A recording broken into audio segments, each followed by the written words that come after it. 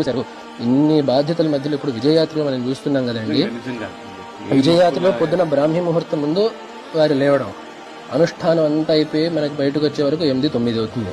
బయట అంతా పనులయ్యి దర్శనానికి కూర్చొని దర్శనం అంతేక హైదరాబాద్ లో మనం చూస్తున్నాం రోజు 4-4:30 పచ్చి నీళ్లు తాగకుండా, మంచి నీళ్లు ముట్టకుండా. అప్పుడు మళ్ళీ వెళ్ళి రెస్ట్ కాదు, మళ్ళీ వెళ్ళి అనుష్ఠానం, మాధ్యాహ్నిక అనుష్ఠానం. అప్పుడు మళ్ళీ అదంతా అయిపోగానే మళ్ళీ బయటికి సాయంకాలం మళ్ళీ గుళ్ళకి వీటికి వెళ్ళడం, పాఠశాలకి వాటికి వెళ్ళడం, దానికి వెళ్ళడం.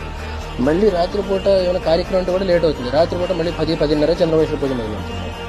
అప్పుడు 12-11:30-12కి పూజ పూర్తి అయ్యేది. మళ్ళీ అప్పుడు లోపలికి వెళ్ళాక ఏమవుతుందో ఎవరికి తెలియదు. పొద్దున మాత్రం మళ్ళీ 3ంటికి రెడీ. అది ఏమిటి ఇప్పుడు ఈ షెడ్యూల్ మధ్యలో అసలు దేనికి టైం ఉందండి? దేనికి టైం లేదు. అయినా కూడా వారు చేసిన పనులు ఎవడు చేయలేదు. అది ఎందుకు అని చెప్పంటే ఒకటే మాట, దక్షిణామూర్తి మానవ రూపంలో తెలుస్తుంటే తప్ప అది సాధ్యం కాదు.